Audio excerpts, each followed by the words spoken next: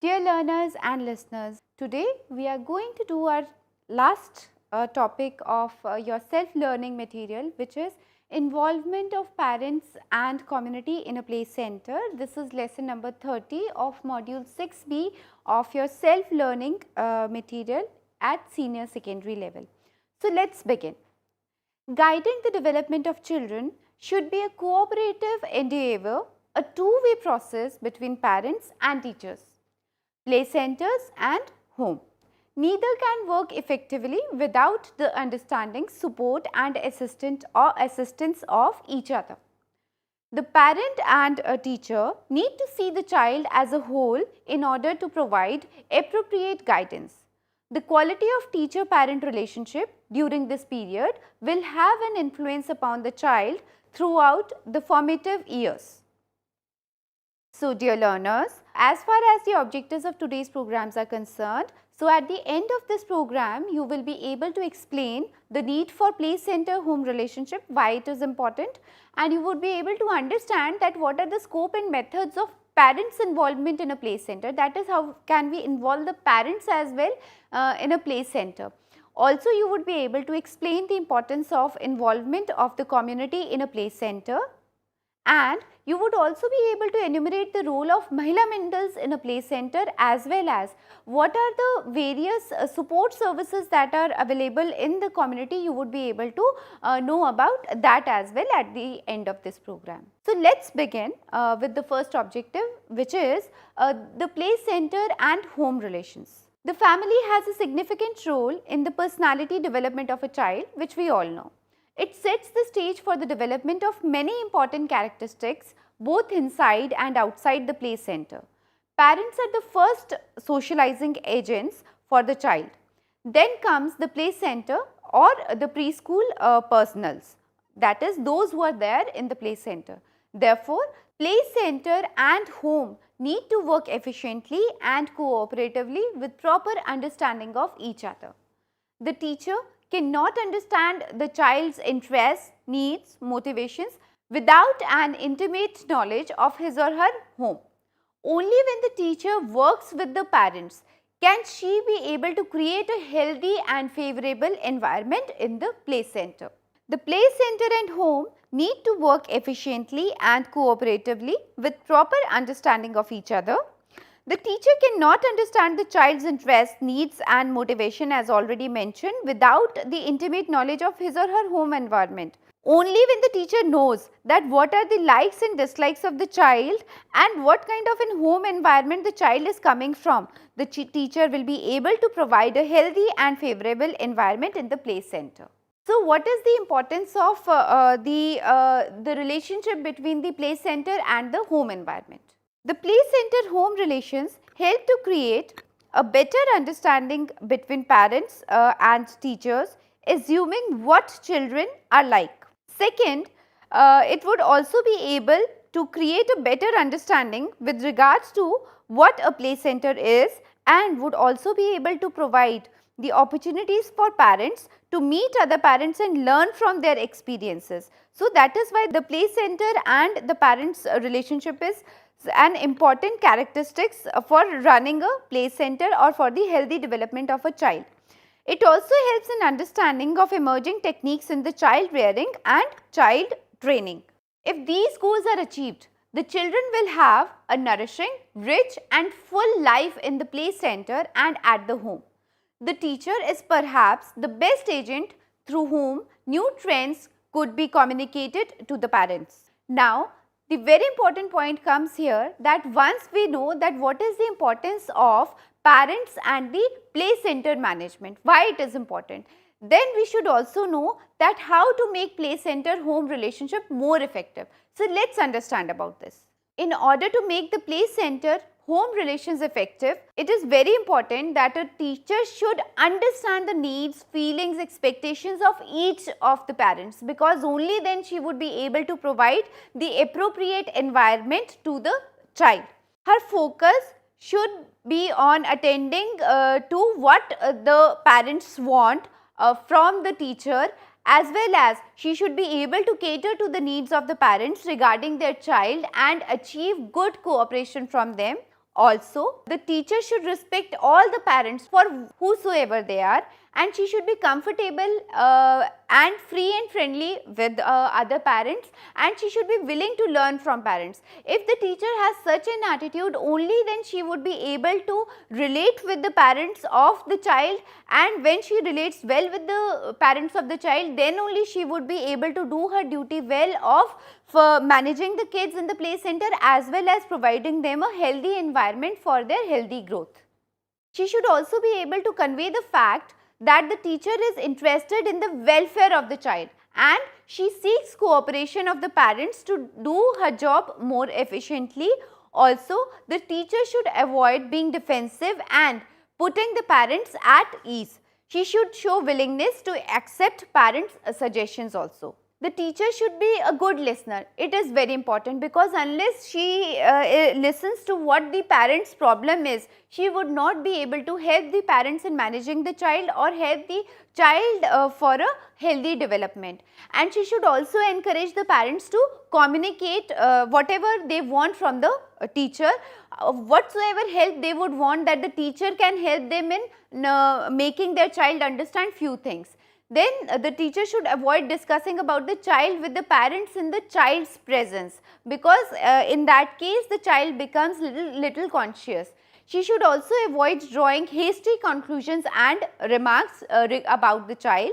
It is very important that the teacher should be positive, and she should be less critical of the children, because they are actually little kids. So, she should be impartial, and she should not be comparing the child with other children in the play center. Also, she should avoid bossing over the children. She should deal with them politely in the play center. In order to maintain sound and effective play center home relations, the teacher must aim towards creating positive relationship with the parents, and that would be possible only if the teacher follows what we have just discussed.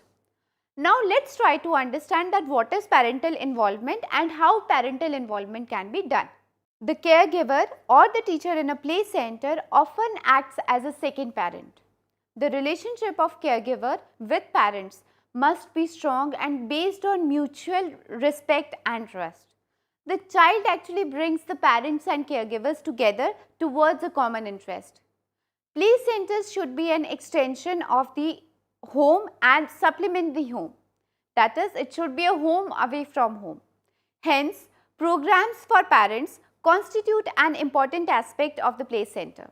However, effective they may be, play centers cannot stimulate optimum development of children unless they work in close collaboration with parents. Scope of parental involvement in a play center is that parental involvement is a process of actualizing the participation of parents, of helping parents discover their strengths, potentialities and talents, of using them beneficially for the healthy growth of a child. So, parent involvement in a play center actually enables the reduction of financial burden on play center budgets by supplementing paid personals. It also helps teachers to conduct more meaningful and individualized play activities through parental help, because once they communicate the needs of their child to the parent, then only the teacher would be able to conduct more meaningful activities and individualized play activities for a particular child. And also, the parent involvement also enables parents to learn and become better equipped to accomplish their role effectively. So, this was that why parental involvement is necessary and how parental involvement can be done. Now, there are various methods to do the parental involvement. Let us talk about these methods. So, the first method is that with the help of informal talks, parents can be involved in the play center. Now, what are informal talks? The teacher meets the parents when they come to leave the children in the play center in the morning or fetch them back in the afternoon. Through informal talks with parents, mutual relationship is established. Second is through parents meeting. Regular parents meetings become a means of learning for parents, both informally and formally, to know the play center's goals, activities and evaluation. Lectures, demonstrations, dialogues and aids like film, cassettes, books, models, exhibit and puppetry can be used to educate the parents. Next is the social functions. Accompanying for picnic or field trip with the children provides an opportunity for parents to get to know teachers and perhaps from friendship, network and support. Many mothers might willingly come and lend a helping hand to the teacher in managing the children. It is first-hand experience for them to know how to channelize the curiosity and creativity of children at various stages. Festivals and games at the play centers can be planned in such a way that both the children and parents enjoy themselves. Home visits can also be a method for this. One of the most important ways of collecting the required information is through home visits. The teacher makes an appointment with the parents and inform them that she would visit them at home. The teacher observes the home setup and tries to help the child suitably. Next is the parent education. It is very important that parents may meet together and gain knowledge and skills through educational classes that are conducted once a month or once in 2 months at the play center. These meetings or classes can be organized on themes which parents prefer, like immunization, oral rehydration therapy, stories for children and toys from waste materials might benefit the parents. Then is the last one, which is the individual discussion. This also helps in the parents' involvement. Some parents may not like to talk about their child's problem in a meeting, but may find it easy to express their difficulties when they meet the teacher individually. So, such parents, if given an opportunity to discuss the teacher, can help the teacher to understand the child better. The individual dialogue or discussion can either be planned or it can be a casual one. Not all parents want to be involved in the same way. Sensitivity to the uniqueness of individual parents and their needs are essential to promote parental contributions. When parents are involved in making decisions, they feel responsible and will have greater commitment to the play center. With the help of a group of cooperative parents, the teacher can chalk out the parents' program for the whole year and entrust appropriate tasks to them. At the end of the year, the teacher should review and see which of the parents' programs were successful and which of them failed. This process might ensure better planning for involvement of parents in the play center or in future as well. The last is the community involvement. How can community be involved in running the play center or in helping the play center staff? The community includes all the members in the families in the immediate neighborhood, community workers and the personnel working in the various institutions. An understanding of the community to which the play center caters is imperative on the part of the teacher. She or he could ask herself a few questions and discuss them with the families in the community. So, these questions are, for example, are the children in the community healthy and well nourished? What are the problems faced by them? What are the food habits of the family? What are their preferences? Do the mothers breastfeed their children? When do they introduce semi-solid food to the child? Do they eat green leafy vegetables and yellow fruits and give these to their children? Do the parents permit them to play? What kind of play facilities do the children have? Do they get their children immunized? If not, why? How do the families use preschool facilities? Is there a primary school in the community? How about the environmental sanitation in the community? What is the source of drinking water in the community? Is it safe? Does it lead to diarrhea and other diseases? Are there any common diseases or epidemic in the area? What measures are taken to control them? Is there any developmental program going on in the community, or what is the community leader and which are the associations functioning in a play center? If you look at all these questions, you will realize that answers to these questions provide an understanding about the community, which is so important for a teacher of the play center to have. There are other members also in the community that can be of help. Members of the community, mothers, older girls and boys may be involved in various aspects of running the play center, which is as follows. It can help in maintaining the play center clean and safe. Developing a garden at the play center also can be held by others in the community. It also ensures safe drinking water supply for the play center. Cooking and serving nutritious food can also be helped by these people. It also helps in gathering mothers and others for meetings and educational classes. They also help in involvement in the play center through teaching songs, games, stories and dramatization, etc., and also helps in organizing festivals at the play centers. It also helps in eliciting communities' help in equipping the play center adequately. That is, for example, if the play center needs to be fenced, then or such members in the community can help in these kind of activities. They help the teacher in any other activities as well that are related to play center management, and they help in maintaining play equipments of the play center. In fact, the members of the community can be involved in every activity of the play center. So, this was about what are the community involvements in the play center. Now, what are the community contributions? The community may also be involved in contributing resources to the play center, which is listed in the upcoming slides. It can be involved in the supply of food material like grains and pulses. These may be procured at the time of harvesting. Local vegetables, especially the green leafy and yellow vegetables, also can be made available, and also the local fruits. They can also contribute in the equipment for the play center like the old tires, wood beams, etc.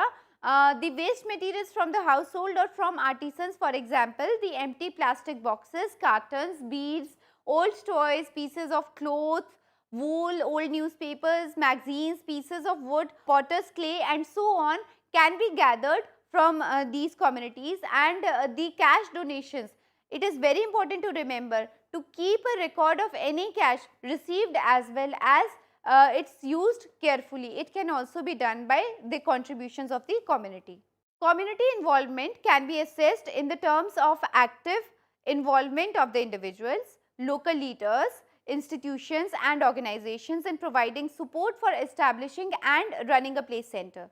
The community's involvement will be a function of the contribution made by them in the form of land, building, food, fuel, labor, material and cash for the establishment of the play center. The progressive involvement of the community would be reflected in the increased mobilization and utilization of local resources, enhanced contribution and participation by the individuals and beneficiaries. Then as I discussed in the beginning, that we would also be discussing that what is the role of Mahila Mandals in running a play center. Mahila Mandals are registered local women organization. We must know that what are Mahila Mandals. So, Mahila Mandals, as I said, are the local women organization.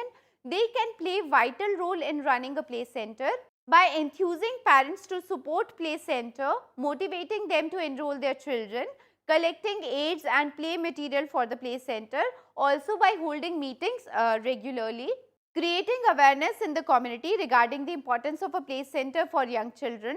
Also, these Mahila Mandals promote community participation for the successful running of a play center. Now, there are other support services also which help in running of the play centers. An important factors in organizing a play center is social support. The term social support refers to the nature and extent of the social networks to which a person has access. Anyone who has extensive social support has served people to depend on for encouragement, advice and help. The organizations that help in establishing a play center are the Central Social Welfare Board, New Delhi, Indian Council for Child Welfare, New Delhi, Directorates of Social Welfare in different states. These organizations sponsors play centers, creches, preschools for the needy groups of the children. So, dear learners, this was all about today's program in which we talked about the involvement of community and the parents in the play center, what are the various methods for it and what are the other organizations that are helping in running the play center. With this, I end up for today's program. I hope you have understood the topic well. Thank you.